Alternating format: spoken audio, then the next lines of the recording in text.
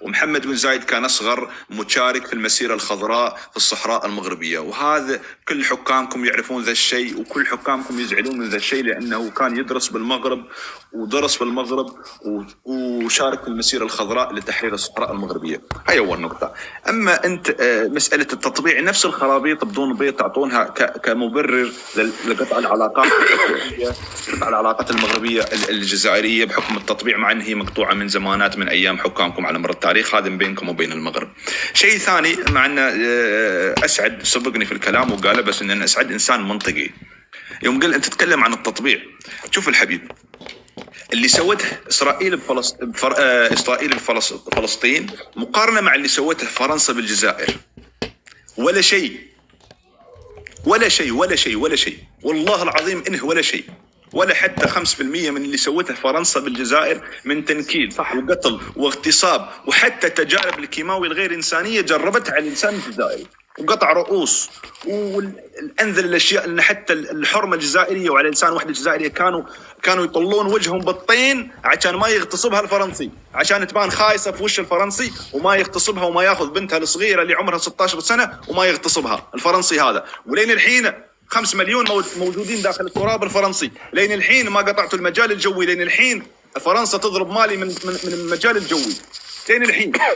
أنذل فرنسا، أنذل شيطان إبليس، أبوه جد إبليس، استغفر الله، حاجة أن يشبهها بإبليس، شيء أكثر عن إبليس مقارنة بإسرائيل، بس لين الحين مع نخوتكم وتحريركم ورجولتكم ونشامتكم وشهوتكم والمحررين وثروتكم وشهدائكم، لين الحين عندكم علاقات مع فرنسا. ولا حد منكم يقدر يتكلم في البثوث عن فرنسا، ولا حد منكم ينتقد النظام الفرنسي اللي يذلكم يوميا صباحا مساء. لين الحين ما حد منكم استطاع. لين الحين. هذا أول شيء. ثاني شيء، بختصر لك الموضوع ببساطة. تمام، حنا مطبعين وغيره. تمام، حنا مطبعين ونعترف. ثاني أول شيء أساسا قلت لك أنا جاسم أمثل نفسي وانتمي لنظامي. تمام، انتمي لحكومتي وشعبي. ما قلت لك انا امثل النظام، وانا لست مسؤول في الدوله اللي اتكلم لك باسم النظام. تمام، الحين لا تودني لجوانتنامو بكلام كذا. فشو اسمه، بالاختصار موضوع التطبيع واسرائيل على الراحات. اذا انت جزائري وما عرفت الموضوع واختلطت عليك الامور العسكريه والتشنجات والحقن والبرمجه، على الراحات.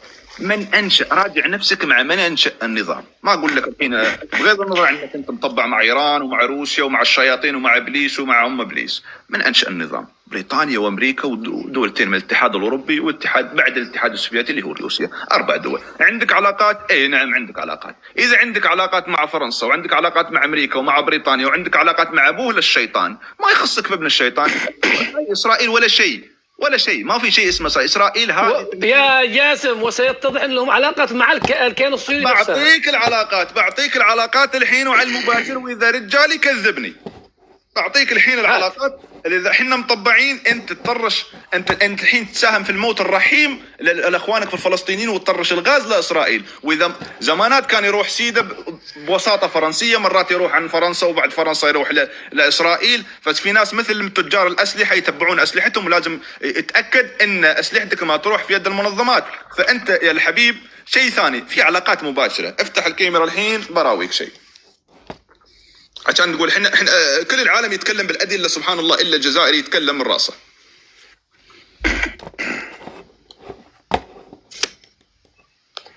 في كتابات يا جاسم، اذا في اشياء كتابات، هاي نقاط مسجلها بس. تمام، احسنت. شوف كيف نسجل، وكونوا سجلوا هكذا. التسجيل هذا مهم. شوف الحين هاي بالانجليزي صحيح، توني بحثت عليها. العلاقات الاقتصاد، العلاقات اسرائيل اند الجيريا تريدنج اوبسرفاتوري اوف ايكونومي. اضغط عليها زين، يطلع لك هذا. شو هذا موقع؟ شوف موقع التجارة العالمي، شايفينه؟ ISR. يا تمام. هذا الحين وش تحصل هني؟ اوف. وش تشوف هني؟ انا اشوف 7. تشوف 4 مليار دولار ولا ما تشوفها؟ اي نعم. هاي بسنة 2007 4 مليار دولار. شوف، خليك من هني، شوف هني احنا وصلنا البليون ترى. شفت زيد. بعطيك شيء. شوف من متى التصدير قائم، من اي سنة؟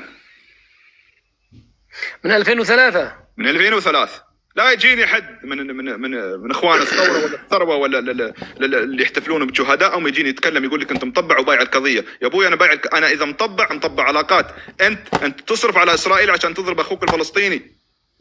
انت تساهم، الشيء الوحيد اللي تسوه انك تساهم للفلسطيني في موطن رحيم بس، ما في شيء. هذا الشيء اللي تساعده فيه بس، اظني شيء ثاني ما في.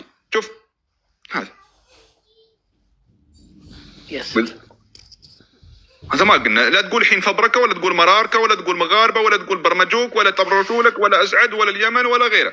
تماما زين. احنا نتكلم بالدليل والبرهان، واذا حد واذا كان ودك تكذب كذب. تمام. الحين نغلق الكاميرا نجيك للنقطه الثانيه. موقع، اسم الموقع. يعني الحين كل عالم فهم.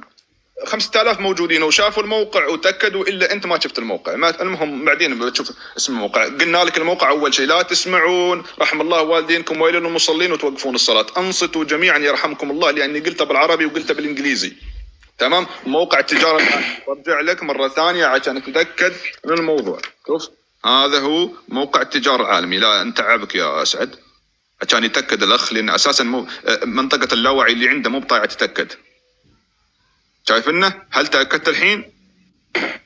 نعم. الحين تأكد صح؟ نعم. تمام. وهي العلاقات قائمة من 55 سنة ترى على فكرة. شفت هني وش كاتبين؟ العلاقات قائمة من 55 سنة، بس التصدير وصاروا يصدرون من 2003 رسميا. يعني قبل كان شيء اسمه الوساطة الفرنسية. الحين صار التصدير يعني خلاص طز في العالم وخلاص. تعال نصدر لكم سيدة. لحظة بنشيل الكاميرا. نشيل الكاميرا عشان ما يغتالنا حد. الحبيب أقول لك شيء. المشاكل الحاصلة عندكم بحكم مشاكلكم ودعمكم كل ما هو شيء مضر بالدولة الجارة المغرب. يعني بالمنظر الحين تشوف الشيء الإنساني اللي ما في خير لجاره. حنا مو من اللي فرقنا سوريا، وحنا مو اللي جبنا المرتزقة وحطيناهم في جنوب المغرب، مو حنا اللي فتحنا بتمثيلية بدرهمين وبريالين ونحاول نفرق دولة عربية جارة بحكم لا حساس انها مطبعة عن خرب امها. لا مو بكذا يا الحبيب. ثالث شيء العقدة الاماراتية الجزائرية. تدري ليش؟ ان الشعب عشان يغمى على الشعب وعشان الشعب ما يفكر. العقدة الاماراتية بالنسبة للجزائري هي النجاح. دول الخليج ناجحين ليش؟ لأن عندكم نفس الموارد اللي عندنا، وأنتم أكثر. نفس الموارد، نفس البترول، وأنتم أكثر بالغاز وغيره. هاي هني العقدة. فلازم يقول لك نظامك أيها الجزائري المبرمج أن الإمارات عدو ومتصهينة عشان شي ناجحة. انسى عشان ما تغير وتجيك تقول تروح عند عمك تبون وتقول لأبوي حنا ليش الإمارات ناجحة؟ حنا نفس الإمارات وهم أقل عنا بس، وحنا فاشلين. حنا بلادنا تقبع في الفقر. حنا بعدنا نمسك الطابور على أساسيات العيش. حنا بعدنا نروح في قوارب الموت لأوروبا.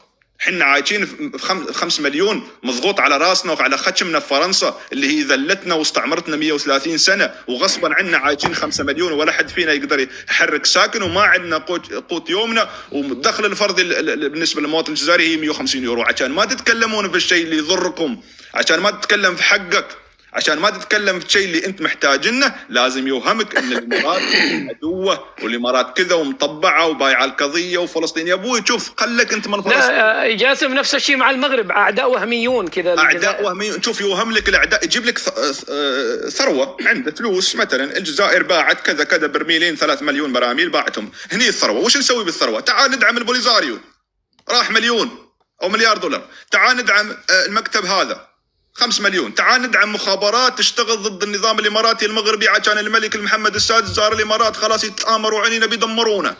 راحت نص الثروة عشان الشعب ما يتكلم. تعال نجيبوا سلاح من روسيا عشان نقصف أبو أفريقيا. احنا القوة الضاربة المضروبة المنطوحة المنخبوطة. تعال نسوي لهم كذا بتروح الثروة. خلاص الشعب يصدق. وش يقول؟ احنا شوف ترى عندنا أعداء خلاص، حتى لو نتم في الفقر بس عندنا لازم نحارب الأعداء. ما تشوف طريقة الكلام حنا حررنا بالثروة وحنا حررنا بالسلاح وحنا آخر شيء ما تحصل ولا حد منهم يقول لك حنا قتلنا في الفرنسي 1.5 مليون. لا يجيك يقول لك حنا عندنا 1.5 مليون شهيد.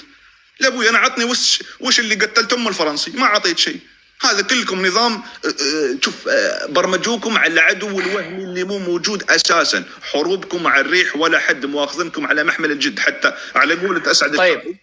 على قولة اسعد اخر نقطه بقى. على قولة اسعد الشرعي حتى ملك المغرب يوم يطلع يطلب لكم السماح، بس ما حد مواخذنكم على محمل الجد ويوهمونكم على انكم فاشلين، ان الناجحين مطبعين وانتم فاشلين عشان انتم اصحاب قضيه. شوف احنا مطبعين، بس اهم شيء نعم وامن وامان المواطن. ابوي اهم شيء، انا بلادي اهم شيء. طزي في الغير.